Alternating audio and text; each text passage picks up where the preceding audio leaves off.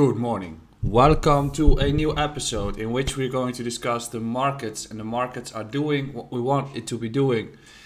Bitcoin can't break upwards at 34k, so what is next? That's what we're going to discuss inside this small market update this morning. But before we continue, please subscribe to the channel to stay tuned and also follow me on Instagram. I'm approaching the 10k followers over there. Bitcoin can't really break through 34k, and we have been discussing this on and on, given the fact that we just have a downtrend since the previous high at 41k. We do have this high at 42k, after which we tested the critical area at 30k, which often holds the first test. Lower high constructed as this resistance zone here couldn't break. Then we tested the mid-range at 34k for support, which is also a very important area, and we'll get to that in a little bit. After that we see weaker bounces, which makes these lower highs as well. Multiple tests of 34k, through which the 34k level lost support, and we test 30k again. And given the fact that we have those multiple tests here at 34k, we do see a similar figure at 30, through which we have been testing that support on and on. And the more often you test a support, the weaker the actual support becomes. So the third test you see a bounce occur, the second test you see a bounce occur. However, what we see in this current figure here is that those bounces are weaker. So there is less buy pressure inside this bounce, through which the likelihood of failing to hold the 30k area is significantly increasing, after which we see a fill through or a fall through, and we'll get to that, to what levels to watch.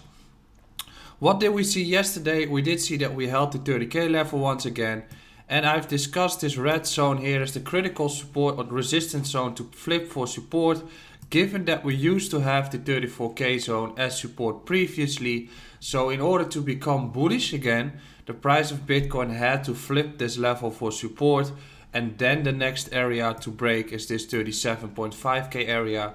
But for me, the critical zone is the 34k zone, which was tested to break on the upside here yesterday, but as you can see, we failed, and the price of Bitcoin is dropping down significantly, or at least we're going to see a range bound test of 30k again. What's next? I've made this scenario here. The likelihood of a further downwards correction through February is definitely increasing, and the invalidation of this bearish scenario is whether Bitcoin holds the 30k area again. So for instance, if we get a test but we bounce back and we consolidate, that would be an invalidation, and then the next step would be to break and flip 34k. However, given the current structure of the markets and the current lower highs, lower lows construction, I'm assuming we're going to have a new lower low coming in quite soon, through which we're going to test this region around the 24k area, given that that is a daily time frame that we could be looking at. Anything between 24 to 26, this range is something that I'm looking at for potential bottom constructions if we lose the 30k area, which is also confluent with the 21 weekly MA.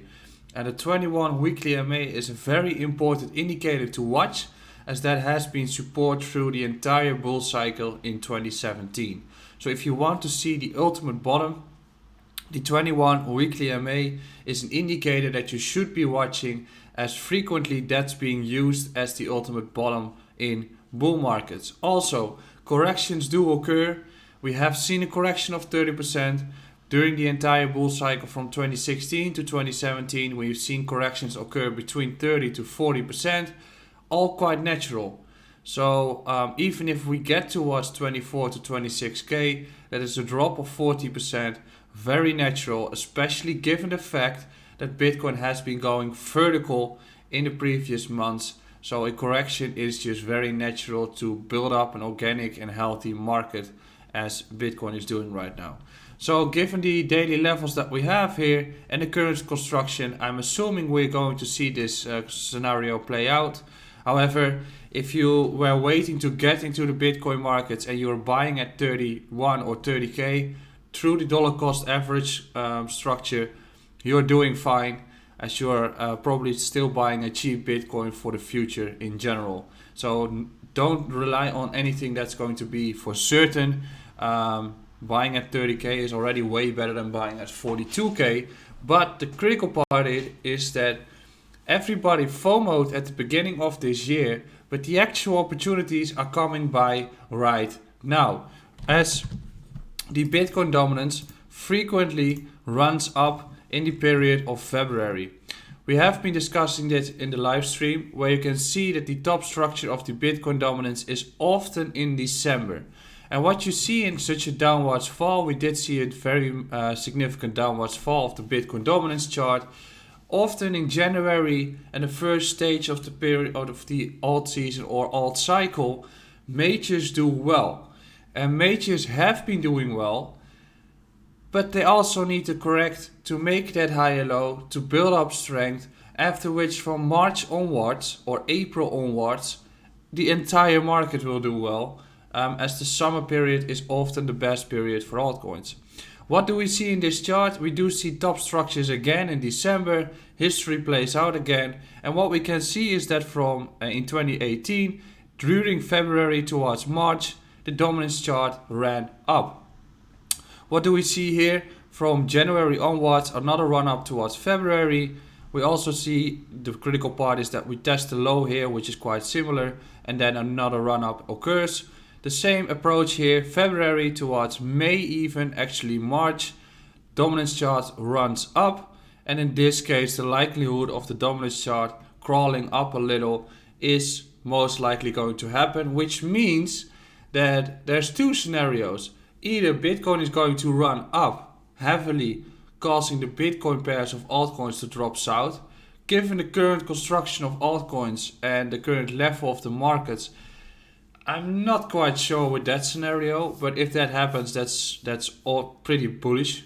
But that is something to keep in mind. The second scenario is that we see a final correction across markets, through which Bitcoin goes towards the 21-week MA. Altcoins will fall with Bitcoin, which is not a bad case, as altcoins against Bitcoin have been running heavily, so they will be able to build a higher low, after which they start consolidating, and when Bitcoin bottoms out at the end of February, somewhere in March, that is the period when altcoins start to kickstart the alt season and start to do well, as that's the best nature. So those two scenarios are there. In my perspective, given the Ethereum USD chart and the vertical chart we have here, the likelihood of Bitcoin USDT continuing its run, through which Ether USDT and other altcoins will continue its run, is less significant than a corrective period in which altcoins against USDT correct as well, as the liquidity right now is found at the downside. So everybody and their mom are long on altcoins at this point, which means that to take out those retail investors, you have to take the market down to get liquidity, to tap liquidity, after which we continue running once again. So this would cause Ethereum, Bitcoin, I'll just use the clean chart, which is way better. I'll just use this clean chart in which we're going to test some lower levels, in which we are still making this higher low, higher high construction. We do see that Ethereum, Bitcoin made a new higher high. However, this weekly is not really starting up. Yesterday we saw a drop on the Bitcoin pairs of altcoins.